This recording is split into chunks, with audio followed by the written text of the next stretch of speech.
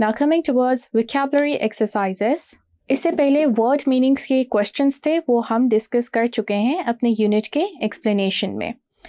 So this question is, form a noun from the given words and use the nouns in the sentences. So first word is gather.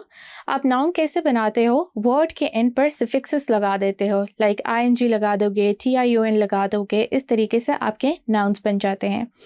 So gather का noun होगा gathering, and the sentence for this noun is, they demanded the right of gathering. Second word is symbolic, and noun is symbolism. Sentence for this noun is, black objects are often used as symbolism to represent death. Black color के जो objects होते हैं वो symbolism के तौर पर use किए जाते हैं किस चीज़ को represent करने के लिए? Death को.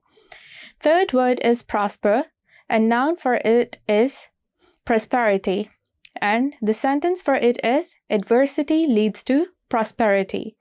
Fourth word is decorate. Decorate के लिए noun है decoration, and sentence for it is, I love the decoration of the birthday party. Fifth word is encourage, जिसका noun है encouragement, and the sentence for this noun is, encouragement plays a vital role in its student's life.